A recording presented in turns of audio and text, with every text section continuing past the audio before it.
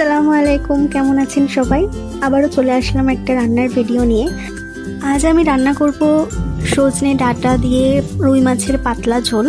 তো তার জন্য আমাদের যে মশলাগুলো লাগবে, লবণ লাগবে, আদা রসুনের পেস্ট, লঙ্কার গুঁড়ো, হলুদের গুঁড়ো, ধনে জিরে আমাদের একসাথে পেস্ট করা থাকে তো সেটা, আর আমাদের টমেটোগুলোকে কেটে রাখা আছে, পেঁয়াজ কুচি লাগবে, আর এইদিকে আমাদের সজনে ডাঁটাগুলোকে কাটা আছে আর আলুগুলোকে কেটে রাখা রয়েছে। তো শুরু করি। প্রথমে আমি একটা হাঁড়ি বসিয়ে নিলাম। এখন হাঁড়িটা গরম হয়ে গেলে এখানে আমি তেল ঢেলে দিচ্ছি। তেলটা গরম হয়ে গেলে এখানে আমি পেঁয়াজ কুচিগুলো দিয়ে দিলাম।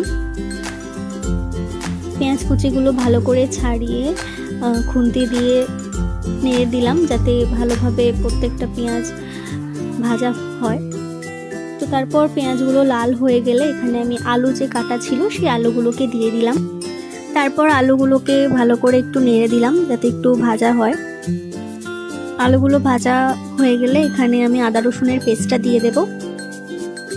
আবারও ভালো করে একটু নেড়ে নিলাম যাতে আদা রসুনটা আলুর সাথে মিশে যায় এবং গন্ধটা যাতে কাঁচা না বেরায়। তারপর একে একে আমি প্রত্যেকটা মশলা দিয়ে দেব।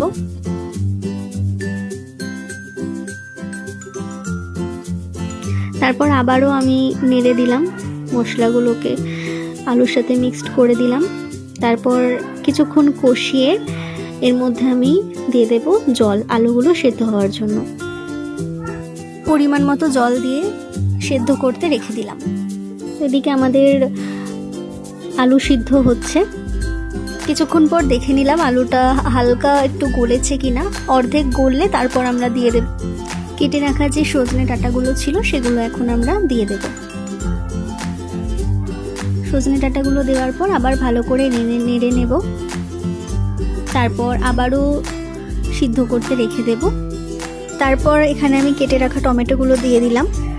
টমেটোগুলো দিয়ে আবারও সিদ্ধ করতে রেখে দিলাম।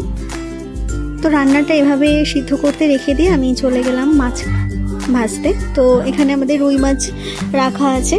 কেটে রাখা রুই মাছে এখন আমি নুন এবং হলুদ মাখাবো। নুন আর হলুদ মাখিয়ে নিলাম।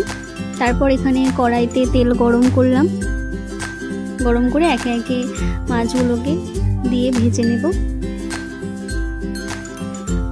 মাছগুলোকে লাল করে ভেজে ওলট পালট করলাম। তারপর ভাজা হয়ে গেলে একটা একটা করে মাছ তুলে রেখে দিলাম। এভাবে বাকি যে মাছগুলো ছিল আবারও সে তুলে নিলাম।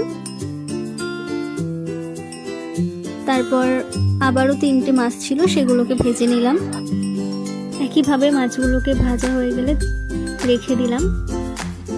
তারপর এখানে আমাদের তরকারিটা হয়ে গিয়েছে। তো তরকারিতে এখন আমি মাছগুলো দিয়ে দেব। একে একে প্রত্যেকটা মাছ এখানে আমি দিয়ে দিলাম। মাছ দেওয়ার পর এখানে একটু ফুটিয়ে নিতে হবে।